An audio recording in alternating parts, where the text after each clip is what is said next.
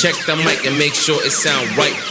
Hi, I'm DKWILL, and this is DKWILL Talk About It. And let's talk about this article here from Coin Paper. Ripple enters the Oracle space with game-changing solution. XRP's $10 dream intensifies. I didn't know much about the $10 dream, but I do find this extremely interesting and indicative of the phenomenal progress that Ripple is making in the financial scene, we'll call it. This article by Brian says that Ripple is developing a powerful oracle to tap data from existing bank ledgers. That's pretty awesome. It says Ripple challenges Chainlink, building an oracle to bridge banks and blockchain. Now think about that. To bridge banks with blockchain. No more of the ACH deposits, no more of the we'll settle your account after 3 o'clock p.m. This is talking about real-time action dealing with the bank ledgers. Let's keep reading. It says, in a move signaling its growing ambitions in the financial sector, Ripple is currently developing an oracle capable of querying data directly from existing bank ledgers. Crypto researcher Smoke emphasizes that this positions Ripple not just as a payment and liquidity solution, but a potential infrastructure provider for the next generation of decentralized finance. I believe that's exactly what their target is in their goal of all the money. And after a few videos and learning more and more about them and learning the burn rate of XRP, we know that we can depend on some longevity when they're burning 1 million XRP a year. That's not too damaging when you consider that the original supply was 100 billion. And so I did the math, and that creates a monetary system that can last for the long haul until something comes better. And something will come better, as in no need for money. But until that time, oracles have long been dominated by Chainlink. Ripple's entry signals a shift because banks are seeking, this is the key phrase, banks are seeking blockchain solutions that integrate with existing systems, existing legacy systems. By feeding real-time accurate banking data to smart contracts, Ripple is bridging traditional finance and the decentralized world. The implications of this development are significant for banks. It means faster, more secure access to ledger information without compromising compliance. On the part of Ripple, it cements its role as the bridge between traditional finance and blockchain, advancing its vision of modernizing cross-border transactions. Now, we'll remember from its infancy, Ripple, OpenCoin, Ripple Labs, this company always wanted to work with the system, not play the Bitcoin anti-bank fanatic role that a lot played in that community. No, working with the system is a better way to get things done, and Ripple is getting it done. It says Chainlink may have set the standard for blockchain oracles, but Ripple is staking its claim in banking integration. According to Smoke, Ripple's established relationships with major financial institutions give it a competitive edge, enabling it to deliver highly reliable, institution-ready Oracle solutions, unlike decentralized networks that depend on multiple independent data providers. If we were to look at all the acquisitions and partnerships that Ripple is doing, we would be absolutely amazed. And I'm not just talking about those who are using their service. I'm talking about those that they have acquired, they have bought, they have partnered with in accomplishing things. And that's just going to continue to increase because this is the backbone. This is the infrastructure of the new monetary system. And if you like the content I'm providing, please make sure to like, subscribe, and ring the bell for notifications, and then come back for more DK Will Talk About It.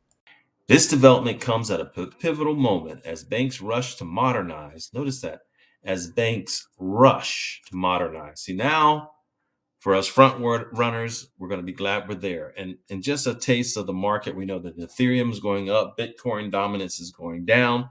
And what does that mean, folks? That means we're getting ready to enter into the next alt season. If you ever considered taking some of your profits, that time is going to be coming very soon. We're getting ready to go into September, and then we have October and November.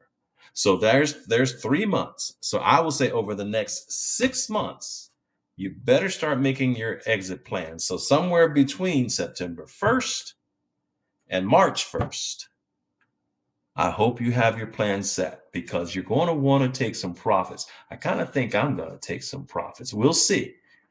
But things are about to happen. It says Ripple's Oracle could become essential, bridging blockchain with traditional ledgers to boost adoption, enhance transparency, enabling real-time reporting, and optimizing liquidity management. In other words, like I said, those delayed ACH deposits, those we'll see you net tomorrow after 3 o'clock. Oh, it's 5 o'clock on Friday. We can't settle your account till after 3 o'clock on Monday. Dead.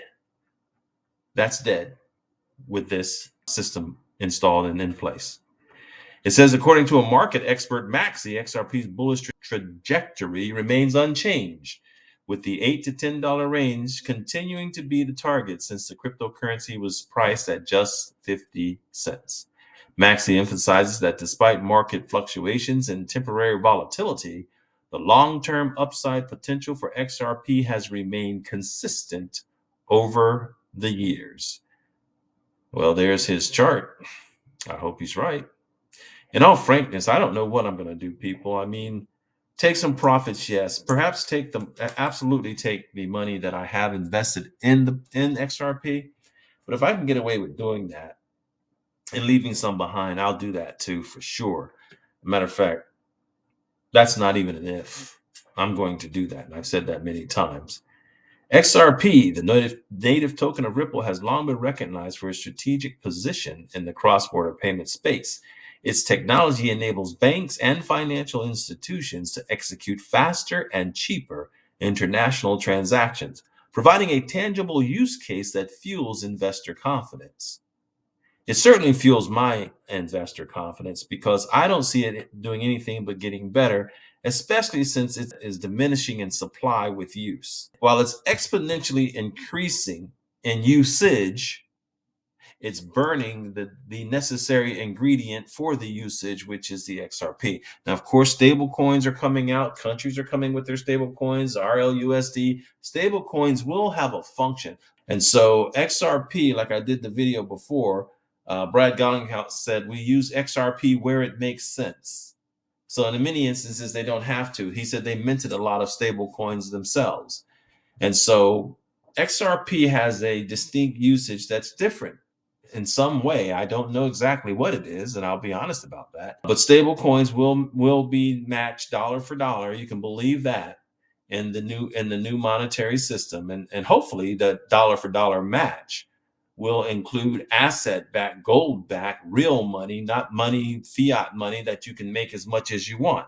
That doesn't seem like it's even capable of working inside of a blockchain system, a forensically accurate blockchain system. That's a whole nother story, the global currency reset. But that's another thing that's going on, whether you like it, know it, or not.